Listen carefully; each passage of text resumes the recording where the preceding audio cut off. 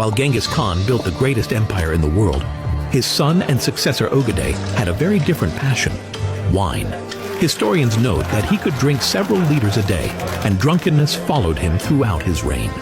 He became Great Khan in 1229 after his father's death, while his brother Chagatai took on the role of guardian of the laws and traditions. As a moral authority, Chagatai tried to curb Ogedei's drinking by ordering him to have only 1 cup of wine with each meal. Ogedei did not dare openly disobey, but he cleverly found a loophole. He had a cup made so enormous that it could hold an entire jug of alcohol. In this way, he kept drinking as before, only from 1 cup. Not even his failing health could stop him, so he eventually died at 55, officially from too much wine. His death forced the Mongol army to halt its advance into Hungary and Poland, as the generals had to return home to elect a new Khan. Thus, the drunkenness of Ogedei ended up saving Europe from conquest. One of Pablo Escobar's most bizarre legacies isn't drugs, but hippopotamuses.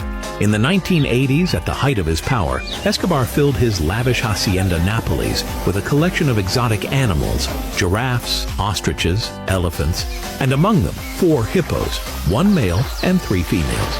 Years later, after Escobar's death in 1993, all of his animals were relocated to zoos, except the hippos.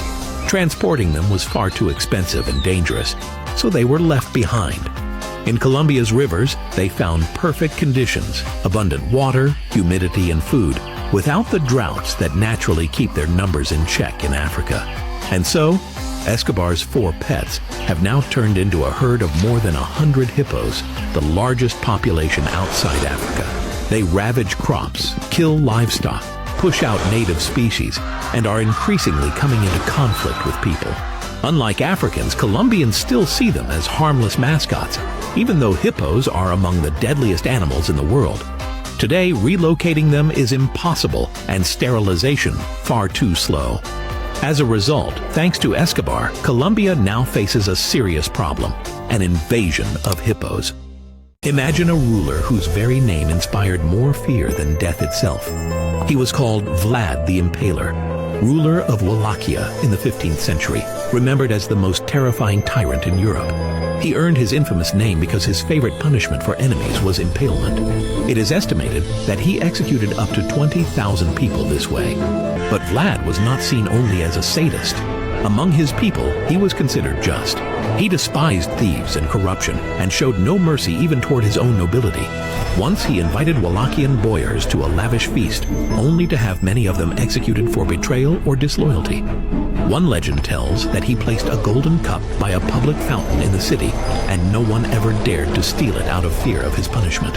His gruesome reputation spread across Europe through tales of torture, and centuries later inspired Bram Stoker to create the most famous vampire in history, Count Dracula. In Athens during the 5th century BC, there lived a man who managed to betray absolutely everyone, and still kept coming back to power. His name was Alcibiades, a young general who turned history into his own personal reality show. It all started one morning when the Athenians accused him of drunkenly smashing the intimate parts off every male sacred statue in the city during the previous night's revelry. To escape the death penalty, he fled to Sparta, Athens' sworn enemy. And to be accepted there, he betrayed all the secrets of his own city and won their trust. The Spartans adored him until he accidentally seduced their queen and fathered her child. Then he had to run again. This time he went to Persia, where he falsely posed as an Athenian envoy and tried to persuade the king to form an alliance, hoping it would let him return to Athens as an indispensable go-between. When the king refused, he went back anyway and lied that the deal had been struck. With that story, he pushed the aristocrats into power, convinced they would make him their leader. But in Athens, real power lay with the poor and the sailors, and Alcibiades quickly realized it. So he betrayed the aristocrats and sided with the people, who proclaimed him admiral, and he became the most powerful man in Athens, until he was exiled yet again, this time for corruption and for handing out posts to his drunken friends without any vote.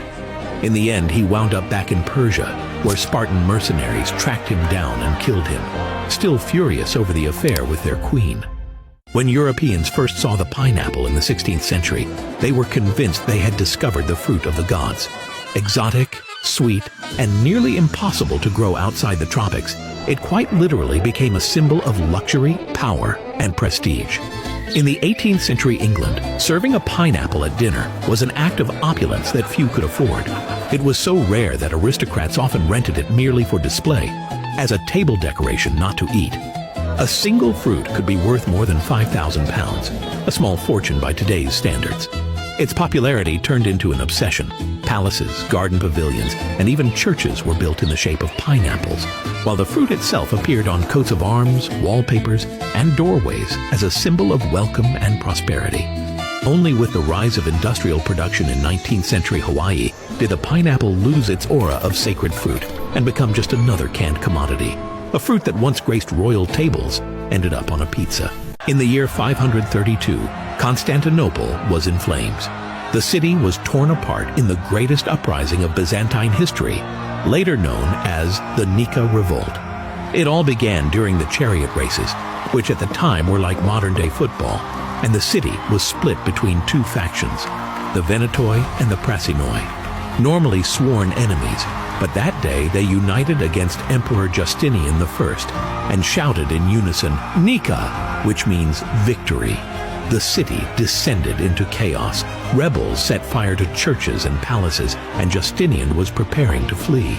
But then Empress Theodora stepped forward. Calmly, she told her husband, "Better to die as an emperor than to live as an exile. Purple is a color worthy of death," referring to the silk reserved for emperors alone. Justinian abandoned his escape and ordered a ruthless crackdown. His general Belisarius sealed the hippodrome packed with rebels and commanded a massacre. In a single day, around 30,000 people were killed, nearly one-fifth of Constantinople's population. On the ashes of the revolt rose Hagia Sophia, a masterpiece of architecture that still stands today as a monument to the moment when the empire nearly collapsed. At a time when everyone looked to the stars, one Viking listened to the birds and changed history. His name was Floki of the Ravens. He earned the nickname as a child in Norway, where he raised and loved ravens, the sacred birds of the god Odin. He believed they understood him, that the gods spoke through them. At that time, stories spread of a mysterious green land far to the west. Floki, stubborn and curious, decided to find it and start a new life there. In the 9th century, he set sail with his family, livestock, and 3 ravens he brought as guides. Out at sea, he released them one by one. If they returned, it meant no land was nearby. The first 2 came back, but the 3rd flew west and never returned. Floki followed its path and finally saw the land from legend. At first he was amazed. Rivers full of fish, green valleys, and peace. But he hadn't prepared for winter. When the cold came, his livestock died, and his wonder turned to anger. Out of spite, he named it Iceland, the land of ice. He knew it was green and fertile, but furious over his own failure, he blamed the land and told everyone in Norway it was harsh and barren. Yet the Vikings who returned with him told a different story, that it was beautiful. And so, their tales sparked the first settlements of Iceland. The richest man of all time was Mansa Musa, an African emperor of the 14th century. He ruled the Mali Empire, which in that era controlled the largest gold reserves in the world. Gold was so abundant that people didn't even use it among themselves as everyday currency. Instead, their money was salt, rare and precious in the desert. But let's return to Mansa Musa himself, who became a legend in 1324 when he set out on his pilgrimage to Mecca.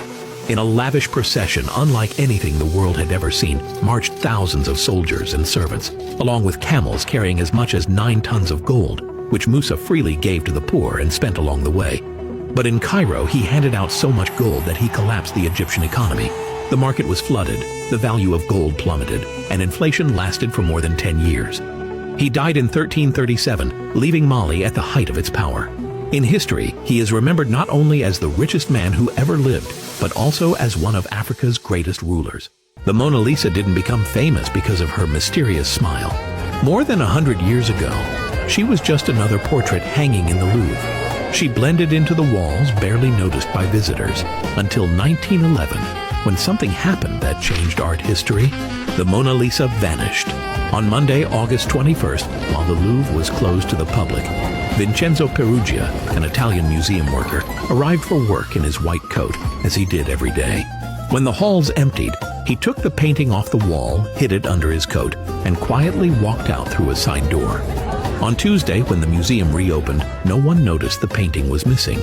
Visitors passed by as if it were still there, until a painter came to make a copy and found an empty wall. Then came chaos.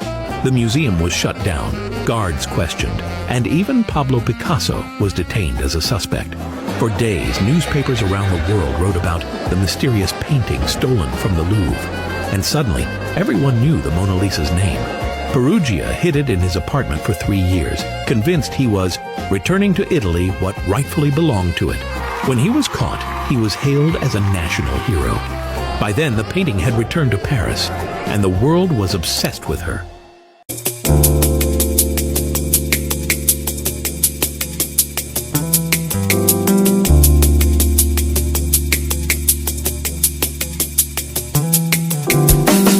I'm from Nomad City， 我来自永州市。